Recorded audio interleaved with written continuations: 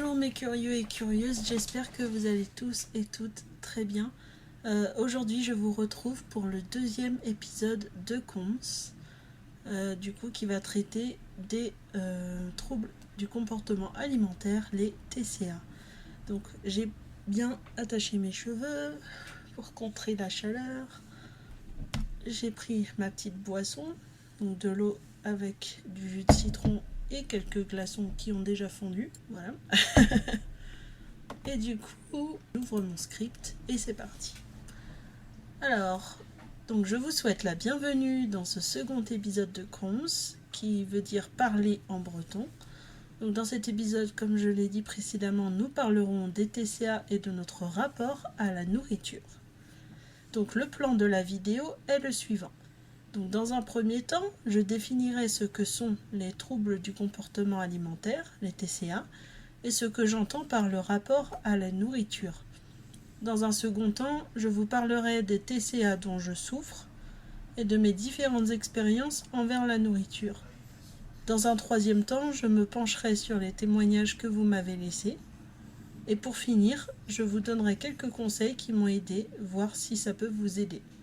Donc c'est parti pour ce second Cons. Alors, partie 1, définition des TCA et rapport à la nourriture. Les TCA signifient troubles du comportement alimentaire.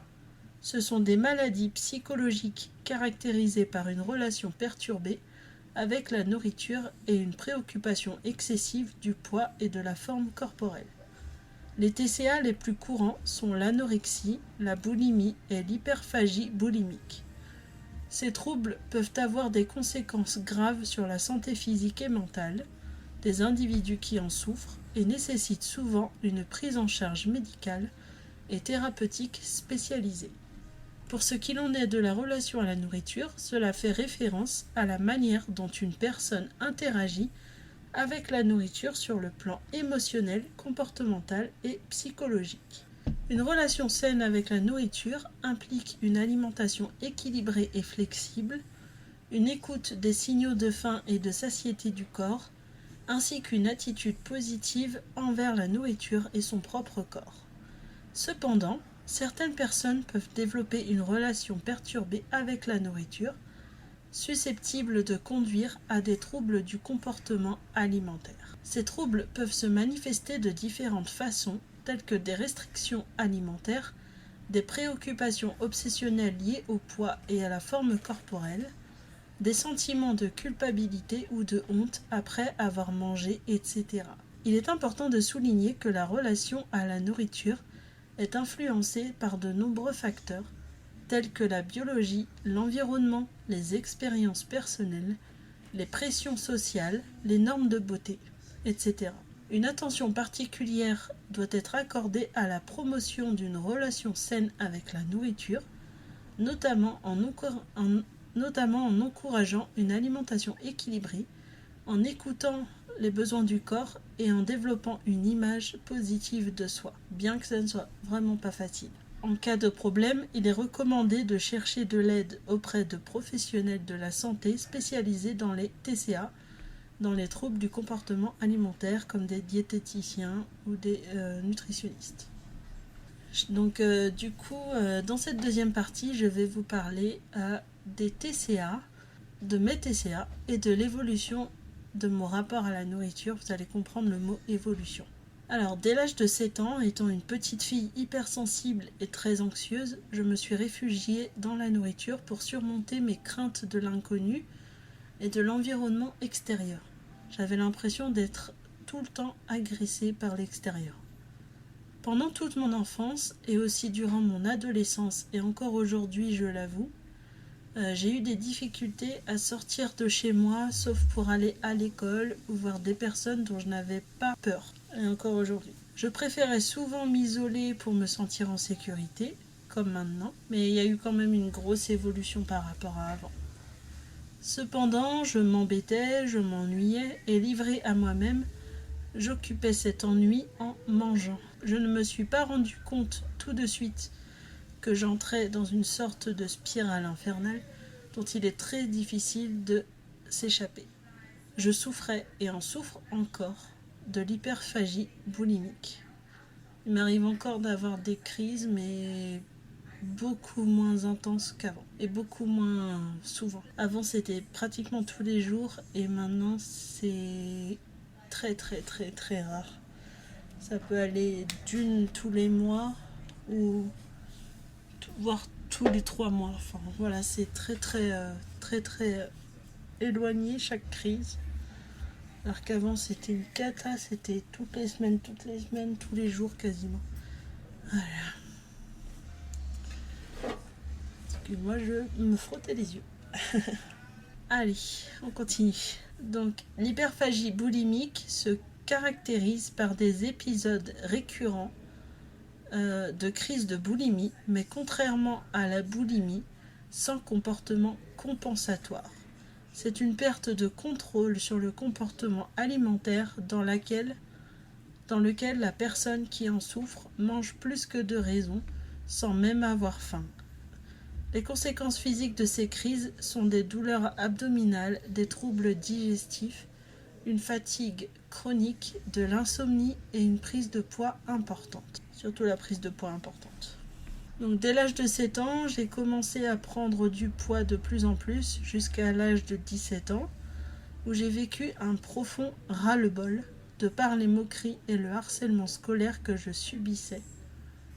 De la spirale infernale, je suis arrivée dans un cercle vicieux, car plus je me sentais mal, plus je mangeais, et plus je mangeais, plus je grossissais, plus j'étais harcelée, plus je me sentais mal et rebelote.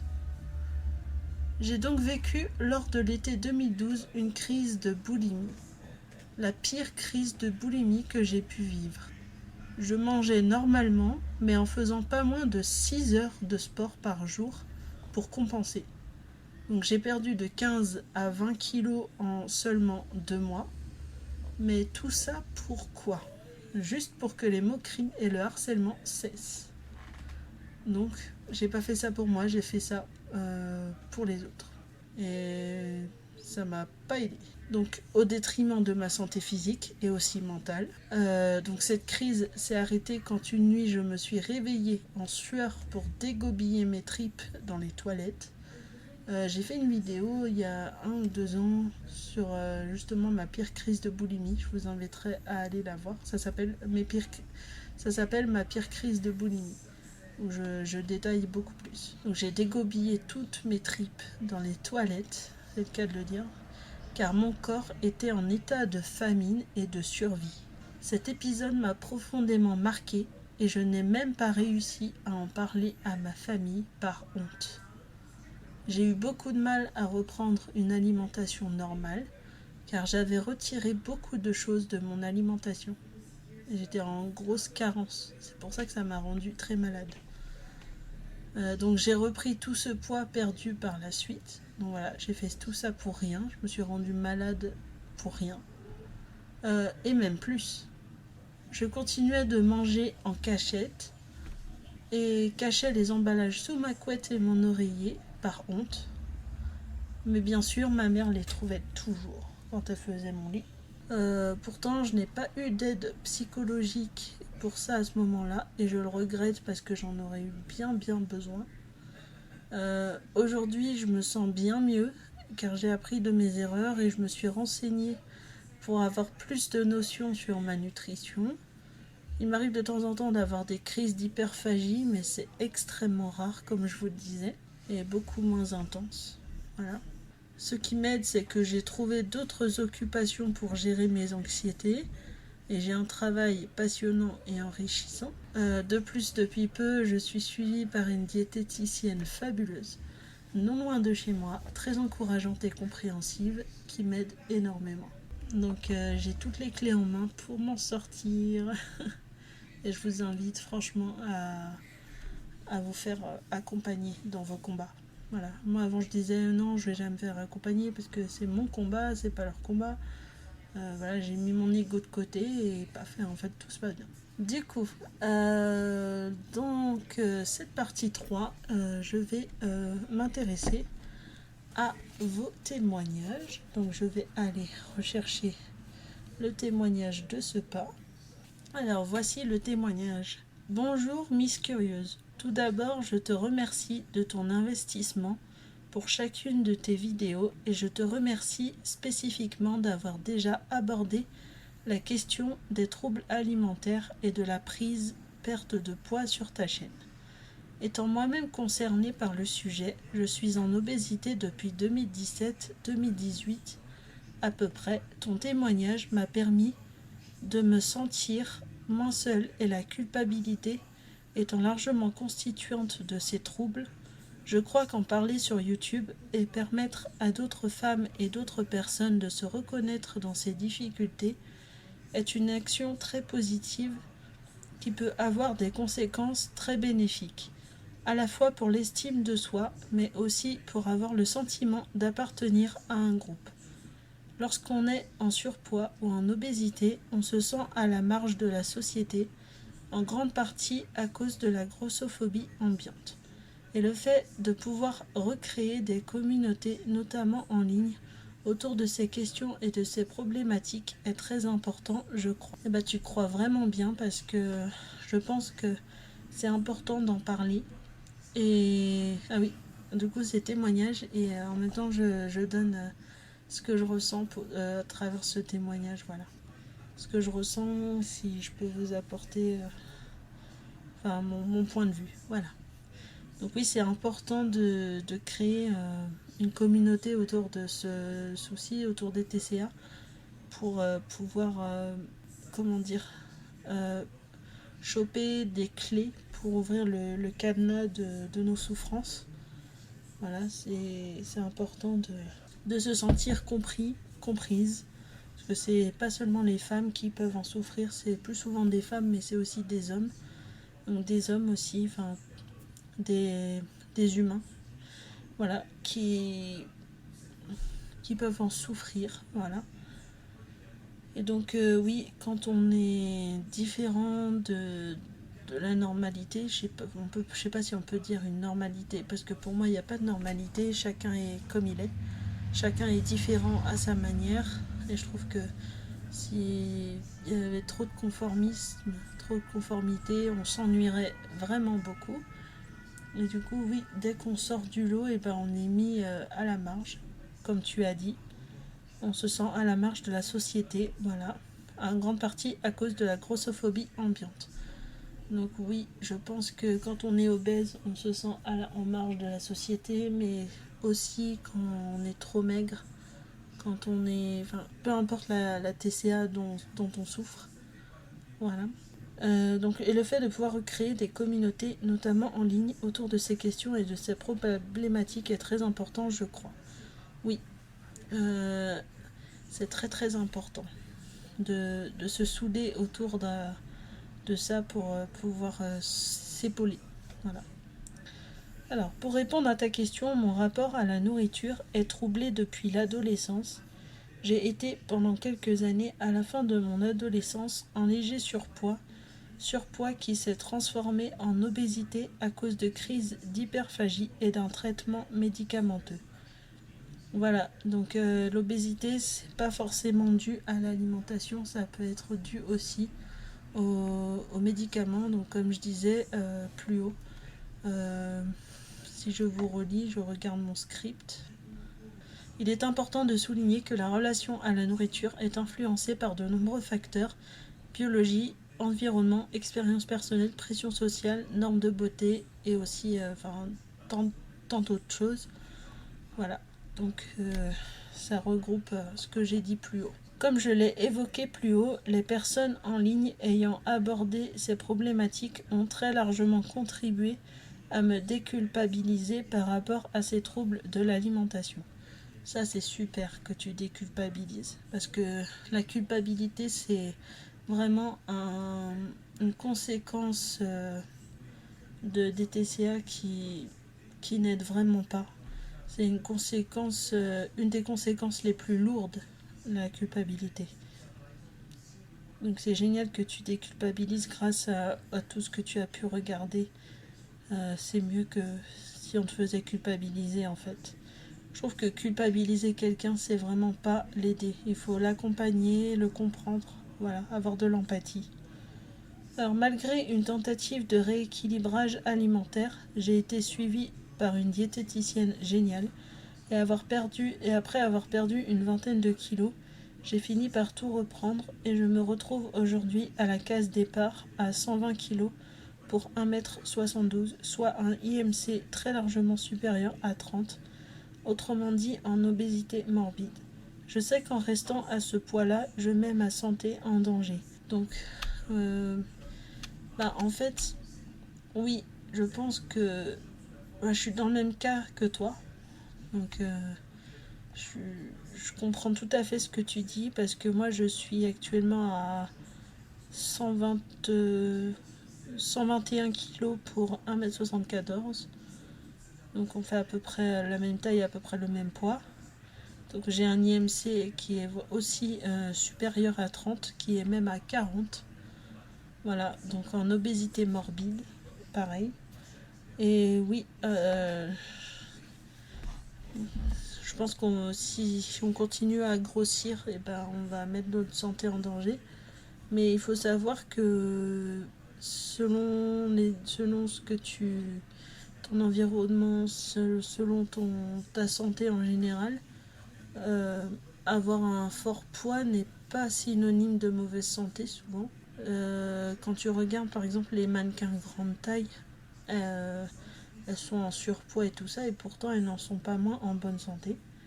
Voilà, donc en fait, il ne faut pas mettre toutes les personnes de notre morphologie, on va dire, dans le même panier.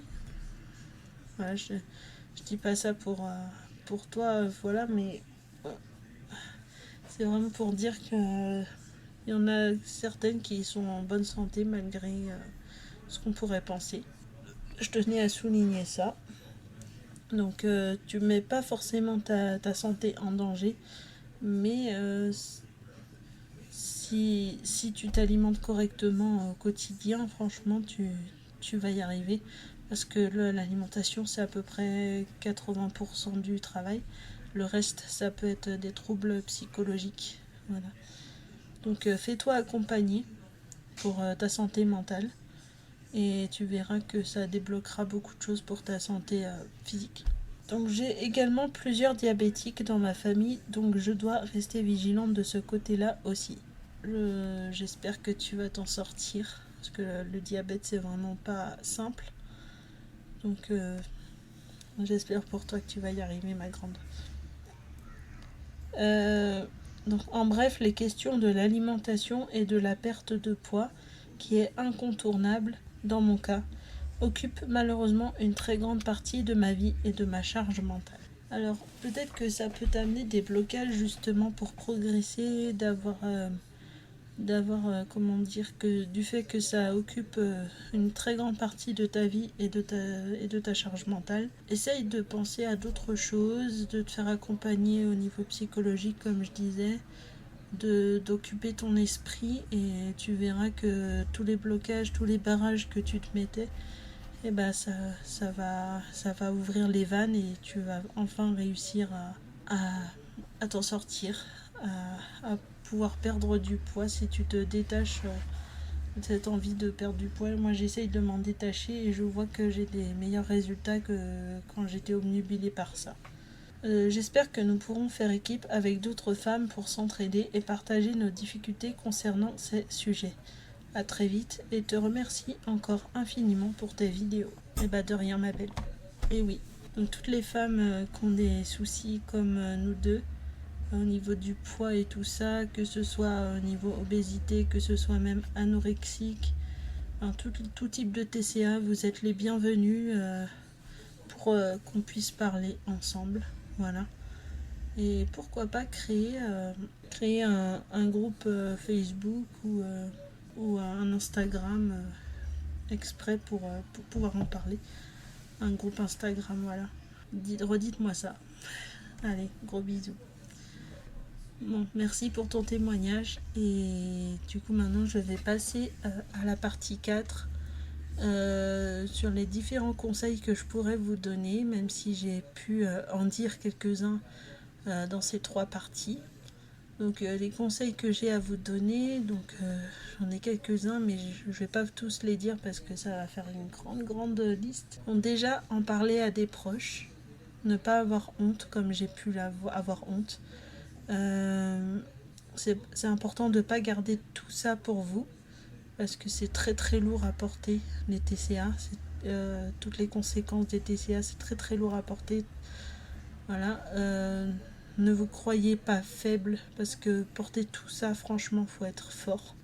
Ensuite, parler à un professionnel si vraiment, franchement vous n'arrivez pas à parler à des proches, déjà peut-être à un professionnel, ensuite donc il y a des psychologues, diététiciens, nutritionnistes. Il y a aussi psychomotriciens. J'ai vu une psychomotricienne et elle m'a vraiment beaucoup aidée de ce côté-là. Donc ne pas avoir honte, comme je disais, ne pas rester seul, surtout pas.